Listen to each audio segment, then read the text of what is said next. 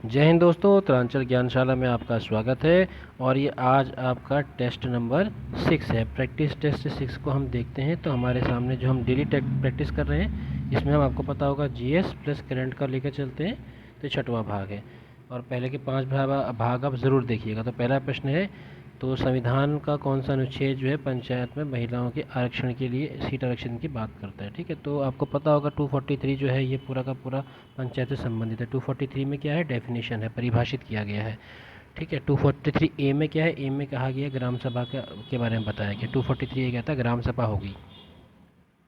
243 B क्या कहता है, 243 बी कहता है कॉन्स्टिट्यूशन। ठीक है, इनके संविधान की बात करता है, किसके, पंचायत, कॉन्स्टिट्यूशन ऑफ पंचायत। 243 सी क्या करता है, सी इनके कंपोजिशन, किससे मिलके बनेंगी, क्या क्या इसके अंदर आएगा। 243 डी क्या बात करता है, देखिए डी क्या करता है, आरक्षण की बात करता है, रिजर्वेशन की बात करता है। ठीक है ना, तो ये आरक्षण की बात करता है, तो ये हमारा उत्तर हो जाएगा। उसके बाद 243 ई क्या बात करता है, तो ये आपको पता होना चाहिए। ई क्या करता है, ड्यूरेशन। ठीक है, तो 243 ई क्या करता है, ड्यूरेशन कितना काल रहेगा, इसकी हमें बात करना है। तो इस प्रकार हमें सारे इनकी बात करना है। तो हम आगे बढ़ते हैं, अगले प्रश्न की तरफ जाते हैं। निम्नलिखित में से किसने सरोजिनी नायडू को भारत का नाइटिंगेल घोषित किया था। तो आपको पता होना चाहिए, ये ऑप्शन गलत हो गया, ये महात्मा गांधी है। उमा गांधी की जगह क्या है, ये महात्मा गांधी। महात्मा गांधी ने इनको कहा था। ठीक है, क्यों कहा था, इनके जो बड़े शानदार भाषण हुआ करते थे ना, उसको सुनकर इनको कोकिला की उपाधि दी थी, नाइटिंगेल, भारत कोकिला। और ये कवित्री थी, बचपन से अच्छी अच्छी कविताएं लिखती थी। और एक महत्वपूर्ण फैक्ट आपको याद रखना है, जो सरोजनी नायडू थी, इनकी मुलाकात, क्योंकि ये स्कॉलरशिप से पढ़ने के लिए इंग्लैंड गई थी, तो इनकी मुलाकात महात्मा गांधी से इंग्लैंड में हुई थी। उस समय दक्षिण अफ्रीका में महात्मा गांधी अपने कार्यों की वजह से बहुत चर्चा में थे। तो ये भी उनसे मिलने गई थी कि महात्मा गांधी इस समय इंग्लैंड में, तो जाके मिली। जब ये मिलने गई तो महात्मा गांधी अर्धनग्न अवस्था में थे, सिर पे बाल नहीं थे, और क्या कहते हैं, ज़मीन पे बैठ के कुछ मूंगफली वगैरह का कोई आइटम खा रहे थे। तो ये भी बड़ी आश्चर्यचकित थी। और उनकी फिर सादगी वगैरह देखी तो फिर उन्होंने भी सोचा कि अब मेरा जीवन जो है वो देश के लिए मतलब न्योछावर है। ठीक है, तो बाकी कहानी फिर आपको पता ही है, तो ये आपको याद रखना है। आगे बढ़ते हैं, अगला प्रश्न है हमारा तीसरा। निम्नलिखित में से कौन सा शब्द विभिन्न प्रकार के हिमनदों के निक्षेपों के लिए प्रयुक्त नहीं होता। देखिए, जो हिंदी पढ़ते हैं उनको तो, वैसे तो कई लोग हिंदी में पढ़ते हैं, लेकिन कई बार क्या होता है, हिंदी में लोगों को समझ में नहीं आता है ना। तो निक्षेप मतलब क्या होता है, डिपॉजिट। जो अंग्रेजी वाले हैं उनको मैं बता दूं, डिपॉजिट। तो यहाँ पर हम, ये हमसे बात कर रहा है हिमनदों यानी कि ग्लेशियर डिपॉजिट्स की बात कर रहा है। तो आपको पता होगा अलग अलग किस्म के ग्लेशियर डिपॉजिट्स बनते हैं, जिसमें एक मोरेन्स होता है, ड्रम्बलिन्स होते हैं, केटल्स होता है। ये सारे के सारे इसके द्वारा बनने वाले वो हैं, जो मतलब क्या कहते हैं, बनाए जाते हैं, जो हमारे एक किस्म से वो हैं ग्लेशियर डिपॉजिट से, यानी कि हिमनदों के निक्षेप हैं। तो हमारा उत्तर क्या हो जाएगा, हमारा उत्तर हो जाएगा स्केरी। स्केरी क्या होता है, स्केरी होता है रॉकी आइलैंड, पत्थरों के आइलैंड को स्केरी कहते हैं ज्योग्राफी में। ठीक है, तो हमारा उत्तर क्या हो जाएगा, ये। तो ये तीन तो हिम बनते हैं, इसलिए हमारा उत्तर क्या हो जाएगा, ये, क्योंकि ये पत्थरों की हम बात कर रहे हैं। आगे बढ़ते हैं, वित्त आयोग का गठन किस अनुच्छेद। तो वित्त आयोग के लिए कौन सा अनुच्छेद है, आप सबको रटा होना चाहिए, 280। ठीक है, चलिए आगे बढ़ते हैं। नालंदा विश्वविद्यालय की स्थापना किसके द्वारा की गई थी। ये आप सभी को ये प्रश्न आता है, बहुत सरल भी है, बताने की जरूरत नहीं है। कुमारगुप्त प्रथम। ठीक है, स्क्रैंड्रोकोटस वहाँ पे लिखा गया है पुराने अभिलेखों में, तो वो कहते हैं कुमारगुप्त को। और इसको समाप्त किसने किया था, बख्तियार खिलजी ने। ठीक है, तो आप सबको याद रखना है। आगे बढ़ते हैं, लोकसभा का अध्यक्ष किसके द्वारा चुना जाता है, ये आप सबको पता होगा। लोकसभा के जो सदस्य होते हैं वो चुनते हैं। ऑप्शंस दिए होते हैं कन्फ्यूज़ करने के लिए, वहाँ पे एग्जाम में आदमी कन्फ्यूज़ होता है, पढ़ के गया होता है, लेकिन जब वो ऑप्शन देखते हैं तो उसके दिमाग में ये क्या, ये भी हो सकता है क्या, ये भी हो सकता है, ऐसे आ जाता है। तो ये ध्यान रखना है।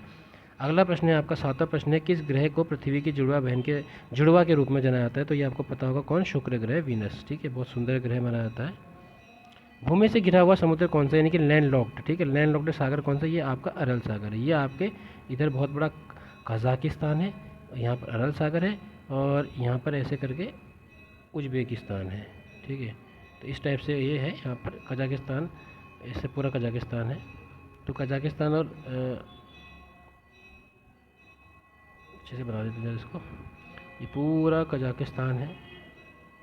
यहाँ पर उज्बेकिस्तान, ये कजाकिस्तान है, ये उज्बेकिस्तान है, यहाँ पर आपका अरल सागर है। ठीक है, तो ये लैंड लॉक्ड समुद्र है। फिर 9वां प्रश्न है गर्म जलधारा। गर्म जलधारा कौन सी, आप सबको पता होना चाहिए। यहाँ पर क्या है, गल्फ स्ट्रीम, बाकी सब ठंडी हैं। ये जलधाराएं आप देख लीजिएगा। आर्य समाज के संस्थापक स्वामी दयानंद सरस्वती ने अपने उपदेशों का प्रचार कहाँ से शुरू किया। ये प्रश्न शायद आपको ना पता हो, तो आपको बताना। ये इसका सही उत्तर है आगरा, उत्तर प्रदेश। तो पहला उन्होंने अपना उपदेश जो है प्रचार के लिए आगरा में दिया था। अर्थशास्त्र का जनक किसे कहा जाता है, ये आप सबको पता होना चाहिए। अर्थशास्त्र का जो जनक है वो कहा जाता है आपका एडम स्मिथ को। ठीक है, 11 प्रश्नों के 12वां प्रश्न, अंतर्राष्ट्रीय सहकारिता दिवस 2022 की थीम क्या थी। ये थी आपके सहकारिता से एक बेहतर विश्व का निर्माण। अब आपको मुझे कमेंट बॉक्स में बताना है कि अंतर्राष्ट्रीय सहकारिता दिवस मनाया कब जाता है, किस तारीख को मनाया जाता है, यह आपको कमेंट में बताना है और पढ़ना भी है। ठीक है, 13वां प्रश्न है भारत में कहाँ पहली बार माउंटेन बाइसिकल विश्व कप का आयोजन हुआ। देखिए, मेरी एक सीरीज़ चल रही है, अभी आने वाली है। मैं जुलाई का करंट अफेयर तैयार कर रहा हूँ, तो मेरे आप करंट अफेयर पढ़ेंगे तो आपको फिर उसमें से लगभग सभी कुछ मिल जाएगा। तो मैं हर सोर्स से करंट अफेयर निचोड़ के उसमें डालो, चाहे मैगजीन हो, चाहे न्यूज़पेपर हो, पीआईबी हो, दूरदर्शन के समाचार हो, संसद की न्यूज़ हो। तो कोशिश है सभी जगह से निचोड़ निकालने की। थोड़ा समय उसमें इसलिए लग रहा है, तो मैं टॉपिक वाइज, मंथ वाइज सभी लाने की कोशिश करूँगा ताकि आपका एग्ज़ामों के लिए कवर हो जाए। तो ऐसे ऐसे क्वेश्चन आपको सब वहाँ पर मिलेंगे जो आपको शायद कहीं मिले ना मिले। तो ये हुई थी आपके लेह में, और ये पहली बार हुआ, इसलिए बहुत इंपॉर्टेंट हो जाता है। ठीक है, ये जो पहली चीज़ें होती है तो महत्वपूर्ण होती हैं। फिर आपका अगला प्रश्न है विश्व नारियल दिवस कब मनाया जाता है। ये है आपका 2 सितंबर को। नारियल बहुत इंपॉर्टेंट है।